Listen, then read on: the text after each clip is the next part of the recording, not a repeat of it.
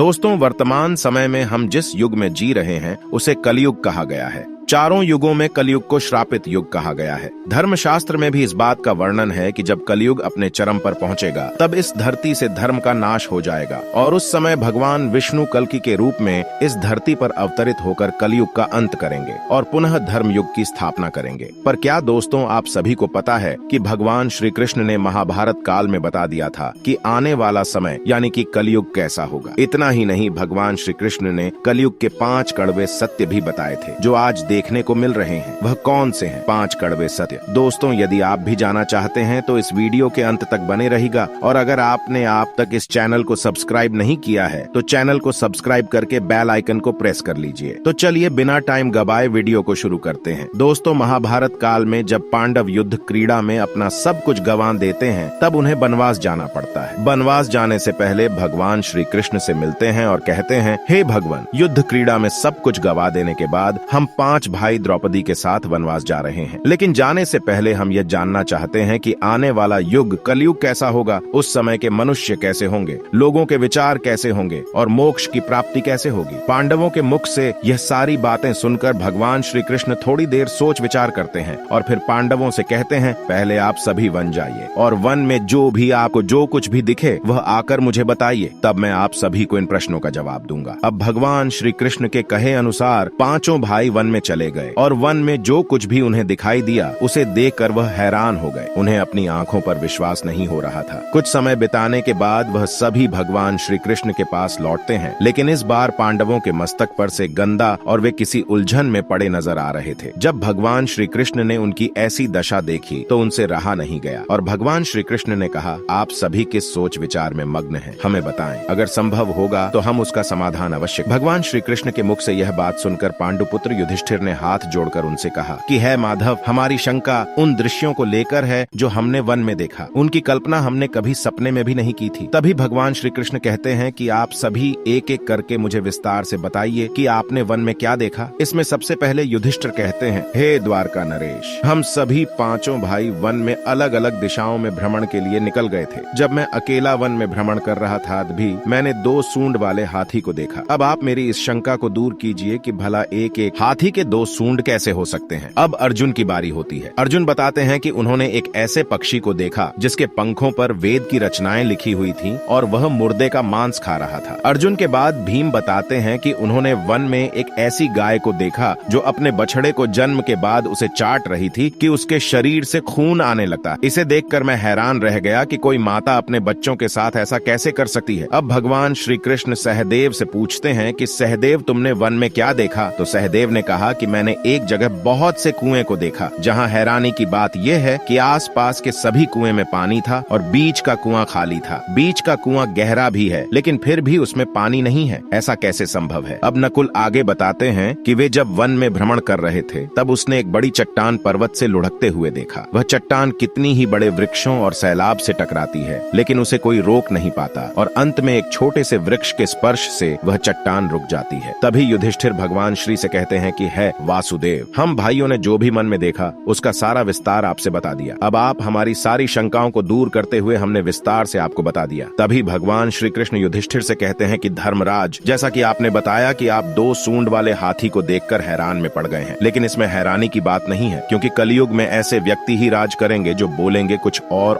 करेंगे कुछ और, उनके मन में कुछ और कर्म में कुछ और होगा। ये लोग शोषण करने का एक भी मौका हाथ से जाने नहीं देंगे। ये बस अपने ही हित की बात सोचेंगे। अब भगवान श्री कृष्ण अर्जुन से कहते हैं कि है पांडुपुत्र अर्जुन, तुमने वन में एक ऐसे पक्षी को देखा जिसके पंख पर वेद की रचनाएं लिखी हुई थीं और वह मुर्दे का मांस खा रहा था। लेकिन इसका मतलब यही है कि कलयुग में ऐसे ही लोग होंगे जो कहने को तो विद्वान ज्ञानी पुरुष कहलाएंगे किंतु इनका आचरण राक्षसी होगा। उनके मन में यही होगा कि जल्दी किसी की मृत्यु हो और उसकी संपत्ति के मालिक खुद बन जाएं। कलयुग में मनुष्य के लिए सबसे ऊपर धन और संपत्ति होगी और कुछ गिने चुने शख्स ही वास्तविक संत होंगे। इसके अलावा कलयुग में में ज्यादातर इंसान अपनों को ही ठग कर आगे बढ़ने के विचार में होंगे। अर्जुन के बाद भगवान श्री कृष्ण भीम से कहते हैं कि हे भीम, जैसा कि आपने देखा कि एक गाय अपने बछड़े को इतना चाटती है कि उसके शरीर से खून आने लगता है, ठीक इसी तरह कलयुग का मनुष्य अपने बच्चों पर इतना प्यार लुटा आएगा कि उसका विकास रुक जाएगा। एक माता की ममता अपनी औलाद की मोह माया और संसार में इस तरह बांध कर रख देगी कि उसके बच्चे का जीवन नष्ट हो जाएगा। अगर किसी का बेटा घर द्वार छोड़कर साधु बन जाएगा तो उसके दर्शन को हजारों व्यक्ति जाएंगे। भगवान श्री कृष्ण जीवन की वास्तविकता को बताते हैं कि इंसान को यह समझना होगा कि तुम्हारे पुत्र तुम्हारे नहीं अपनी पत्नियों की अमानत हैं, और पुत्रियां अपने पतियों, और तुम्हारा यह शरीर मृत्यु की और आत्मा परमात्मा की अमानत है।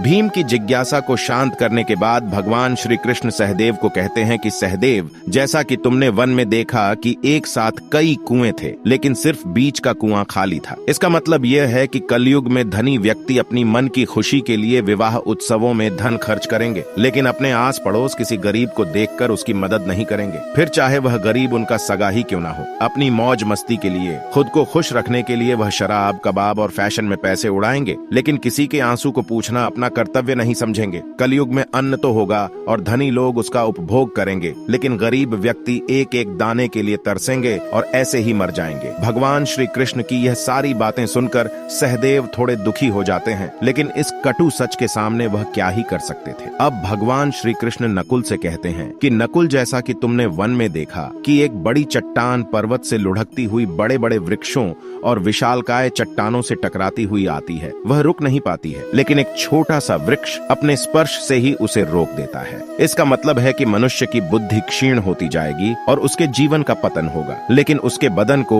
एक धन रूपी वृक्ष रोक नहीं पाएगा, पर हरि नाम रूपी एक छोटा सा पौधा व्यक्ति का पतन रोकने के लिए सक्षम होगा। अतः कलयुग में हरि नाम ही एक मोक्ष का मार्ग होगा। अगर व्यक्ति धन का लालच छोड़कर भगवान की भक्ति में रम जाएगा, हरि नाम का जप करेगा, तो निश्चय ही उसे कोई दुख तकलीफ नहीं होगी और मरने के बाद भी उसे भगवान के चरणों में जगह मिलेगी। दोस्तों, अगर आप गौर करेंगे तो पाएंगे कि भगवान श्री कृष्ण द्वारा बताए गए ये 5 कड़वे सत्य इस कलयुग में नजर होते आ रहे हैं। ऐसे में अगर आप भी अपने जीवन की सारी तकलीफ को दूर करना चाहते हैं तो आज से ही हरि नाम का जप करना शुरू कर दें। तो दोस्तों, इस वीडियो में फिलहाल इतना ही। उम्मीद है आपको आज की वीडियो पसंद आई होगी। अगर हाँ तो वीडियो को लाइक करें और इस तरह की और भी जानकारी के वीडियो देखने के लिए चैनल को सब्सक्राइब कर लें। धन्यवाद।